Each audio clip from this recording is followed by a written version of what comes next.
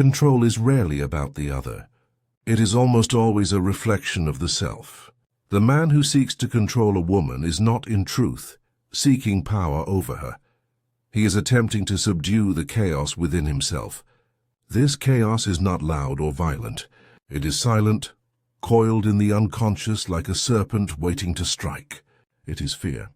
Fear of inadequacy, fear of rejection, fear of the feminine's mystery, and most of all, fear of being seen. To understand how control works, one must begin by facing the shadow, that repressed, disowned aspect of the psyche. The shadow contains impulses deemed unacceptable by the conscious self. Envy, lust, insecurity, rage. When these are not integrated, they are projected outward, often onto the object of desire. She becomes the enemy, the challenge, the prize. The game begins not because of who she is, but because of what she symbolizes. A mirror of the man's unconscious desires and deficiencies. Manipulation, then, is a compensation. It is the mind's way of reasserting a false sense of order in the face of internal disarray. The controller crafts narratives, plays roles, and rehearses tactics, not because he is strong, but because he is afraid. He builds a fortress of strategy around a wounded core he refuses to face.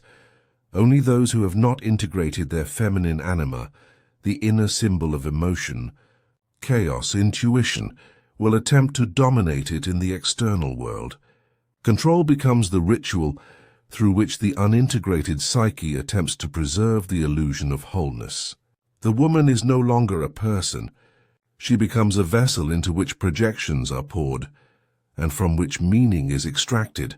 But control is never clean. It requires the suppression of empathy, the distortion of communication, and the calculated management of appearances. It becomes a dance with the unconscious, where one wrong step can reveal the very vulnerability the controller seeks to hide. At the core of every psychological interaction lies a myth, not the myth in the modern sense of fiction, but in the ancient sense, a symbolic structure through which the psyche interprets reality. Every woman carries within her a constellation of archetypes, timeless patterns of energy that shape how she perceives men, love, danger, safety, and authority. She does not choose these archetypes. They are embedded deep in the unconscious, inherited through culture, family, and collective memory. To influence a woman profoundly, one must learn to speak the secret language of these archetypes, not with words but with presence, symbols, and behavior that resonate beyond the rational mind. The most potent archetypes are not static, they are fluid, and a skilled manipulator shifts between them like a stage actor slipping into costume. The lover archetype, for example, evokes erotic intensity, deep attention, and emotional attunement. He sees her fully, touches her soul without speaking, and creates the illusion that she is the center of a divine narrative. His power lies in sensitivity, not dominance. He makes her feel chosen in a mythic sense, as if the universe conspired to bring their story together. She responds not to the man himself, but to the ancient pattern of seduction his behavior activates. Then comes the father archetype, not in the literal sense, but as a symbolic force of protection, structure, and quiet authority.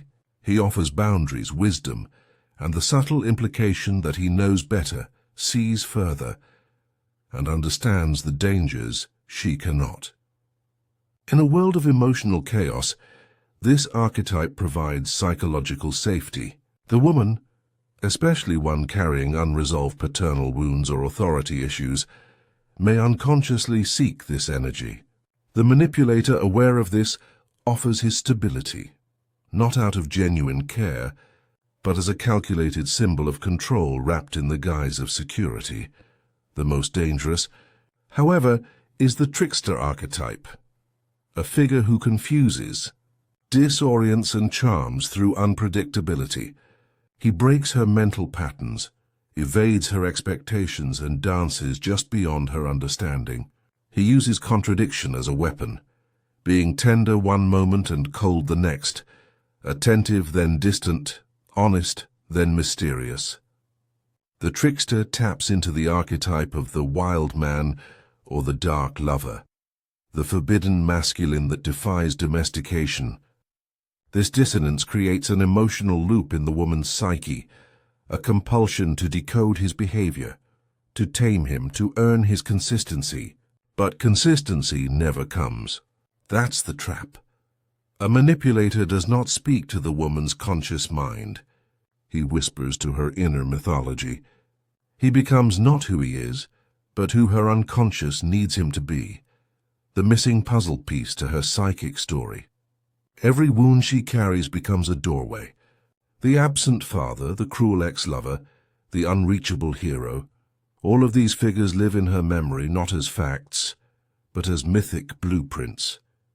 The manipulator's task is to discover which myth she is trying to complete and insert himself into its final chapter.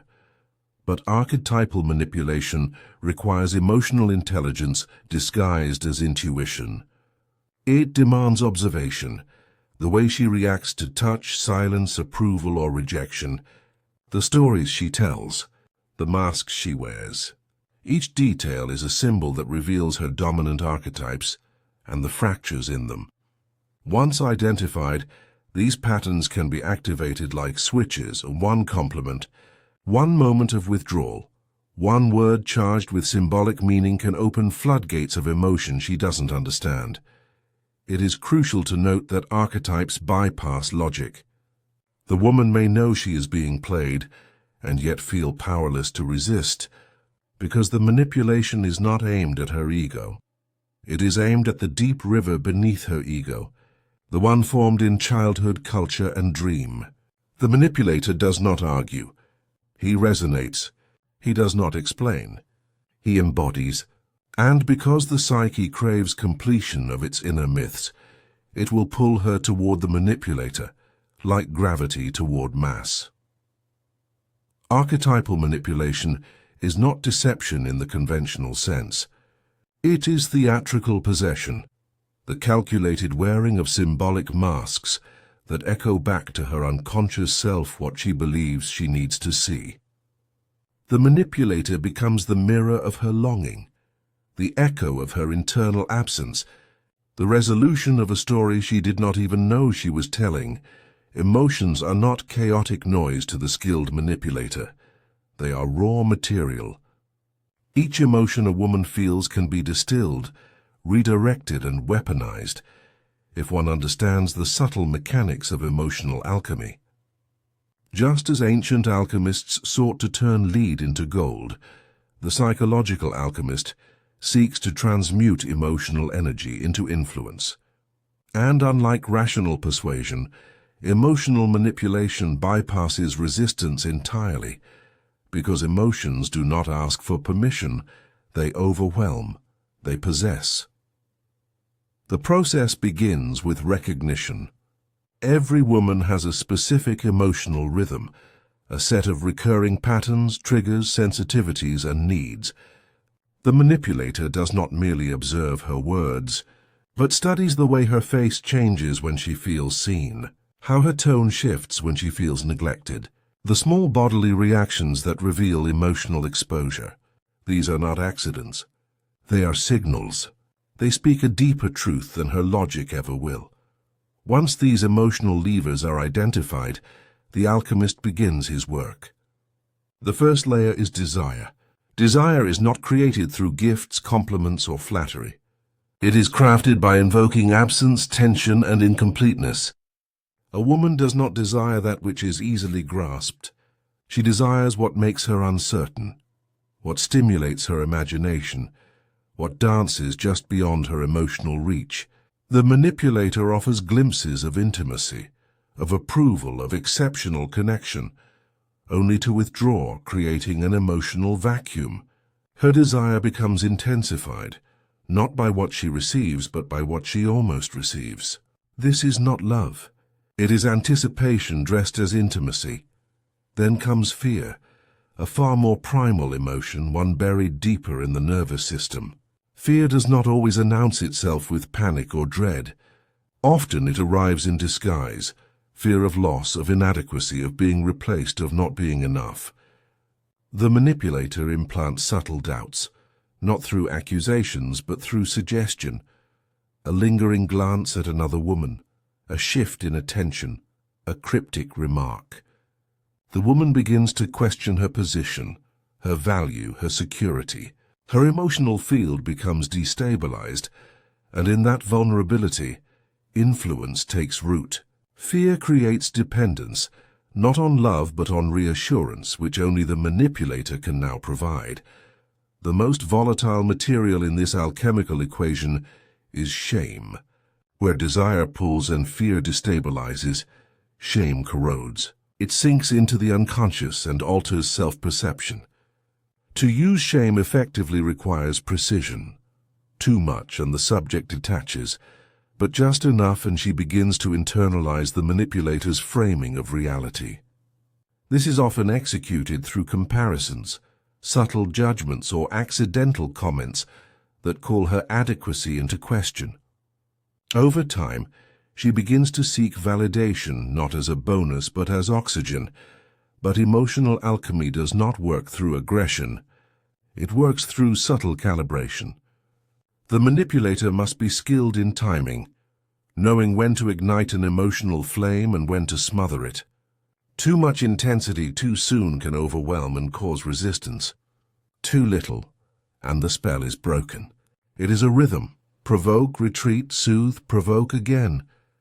Like a skilled chemist monitoring heat and pressure, the manipulator watches reactions closely and adapts in real time. Guilt can also be a useful catalyst. When the woman feels responsible for the manipulator's pain, jealousy, or silence, she attempts to compensate emotionally. He becomes the wounded figure, the misunderstood genius, the emotionally fragile man whose turmoil she must soothe.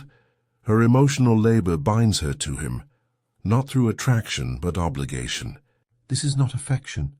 It is a transfer of emotional responsibility. She begins to carry his inner chaos as her own burden. In emotional alchemy, language is used not to communicate but to evoke. Words become spells, tone becomes texture, silence becomes a statement. A single phrase spoken at the right moment, "You don't really see me," or "I thought you were different," can rupture emotional equilibrium and draw out floods of insecurity, hope, or guilt. The manipulator understands that words do not need to be true. They only need to be felt as true in the moment. The most refined technique is the controlled use of emotional contrast. Warmth followed by cold, praise followed by critique, intimacy followed by distance. This rhythm creates emotional addiction. The brain becomes addicted not to pleasure, but to unpredictability. The highs and lows release chemicals that create attachment stronger than logic or even genuine affection. The woman returns not because she is fulfilled, but because she is unsettled. And the manipulator has positioned himself as both the source of the wound and the only possible cure. In the theater of human interaction, very few present their authentic selves. Instead, most wear masks, consciously or unconsciously, to navigate the world, to protect themselves, and to be seen in ways that align with their desired identity.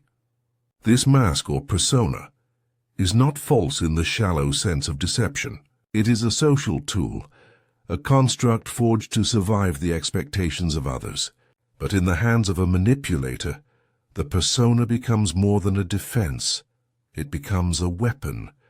The manipulator does not merely wear a persona.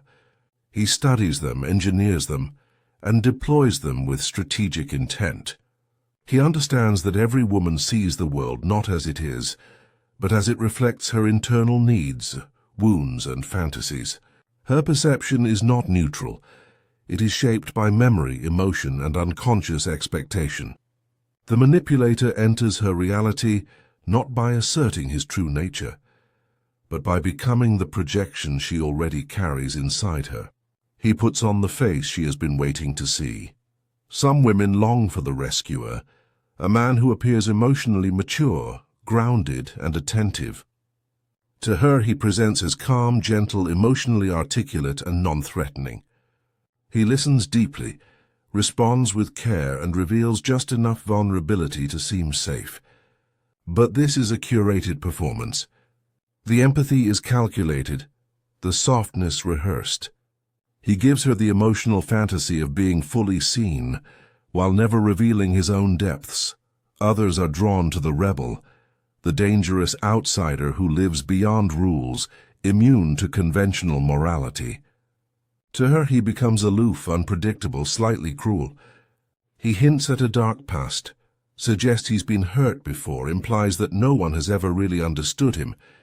He plays on her desire to tame the wild, to be the exception to his rule.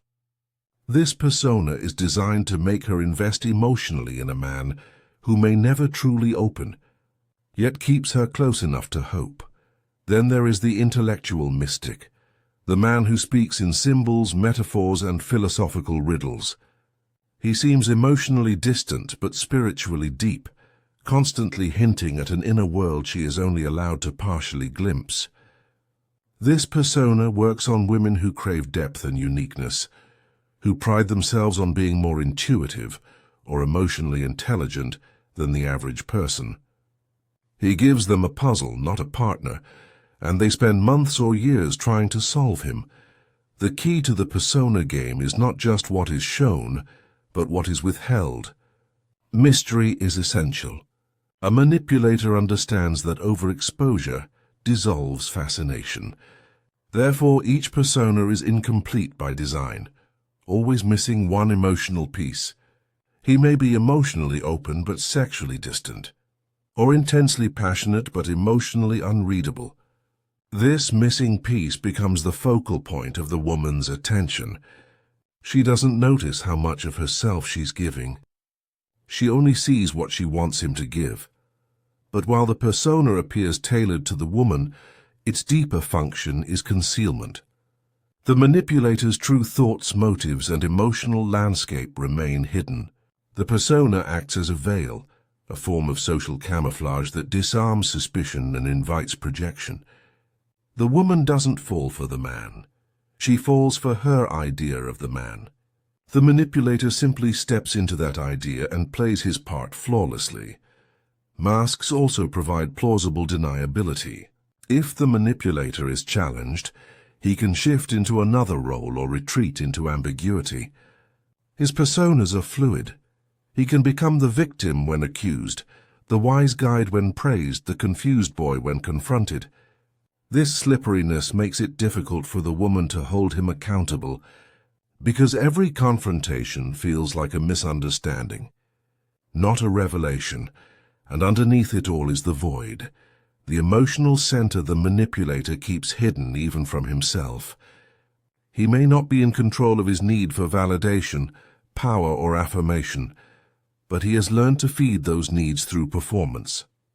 The personas are not just masks he shows others. They are armor he wears to avoid ever being truly seen, because to be seen is to be vulnerable. And vulnerability, for the manipulator, is the one role he cannot play. Power, in its most refined form, is not forceful or loud. It is invisible, elusive, and often mistaken for freedom.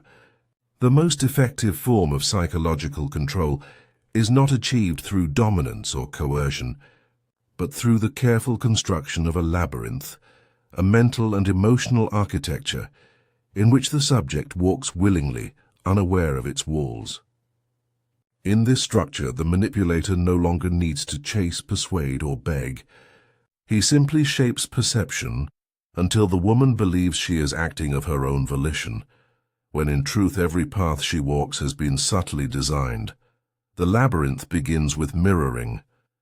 The manipulator reflects the woman's ideals, fears, language, and emotional tone with such precision that she feels an uncanny familiarity, as though he gets her in a way no one else ever has. This illusion of deep connection becomes the foundation of trust, not because he has earned it, but because he has mimicked the internal rhythm of her psyche. In her mind, she is not being manipulated. She is finally being understood. But what she doesn't see is that the version of him she connects with is one constructed from her own projections, gently guided by his responses. Once this trust is established, the labyrinth deepens with selective reinforcement. Approval, affection, attention. These are not given consistently, but in measured doses like breadcrumbs in a forest. The manipulator rewards certain behaviors: compliance, emotional vulnerability, silence, while withdrawing in moments of defiance, independence, or resistance. Over time, the woman learns unconsciously how to earn his closeness. Her behavior becomes shaped not by her own inner compass, but by the invisible system of rewards and punishments he has installed. This is not obedience through fear. It is control through conditioning. The next level is cognitive distortion. The manipulator begins to subtly reshape her understanding of events, emotions, and even herself. Through gaslighting, minimization, or intellectual over-explanation, he reframes situations to serve his narrative. If she questions his absence, she's being insecure. If she expresses pain, she's being too sensitive. If she notices a contradiction, she's imagining things. Slowly, her sense of reality becomes malleable. She begins to distrust her own perceptions and rely more and more on his interpretations of truth. The walls of the labyrinth are now psychological, not built of lies, but of carefully altered meanings. In the deeper corridors of control lies the illusion of choice.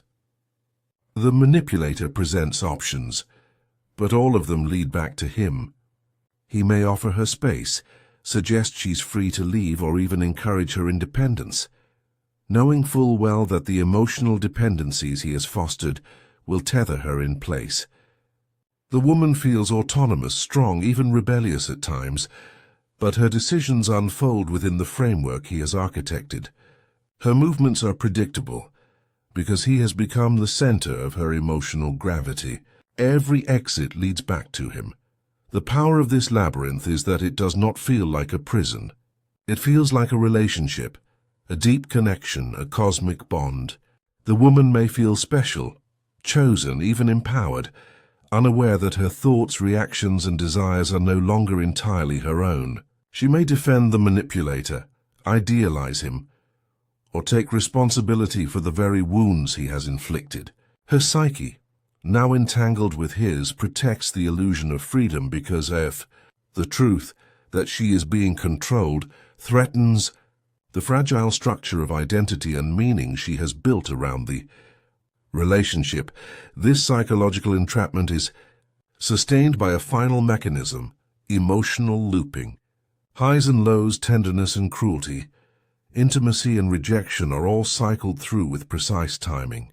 These emotional contrasts flood the nervous system and create a kind of addiction, not to the pleasure itself, but to the instability. The woman remains engaged, not because she is consistently happy, but because she is constantly feeling. Emotional volatility replaces clarity, and the more she seeks resolution, the deeper she descends into the maze. Her emotional hunger becomes the very thing that binds her. The manipulator, knowing this, no longer needs to exert force. He has become the architect of her internal world.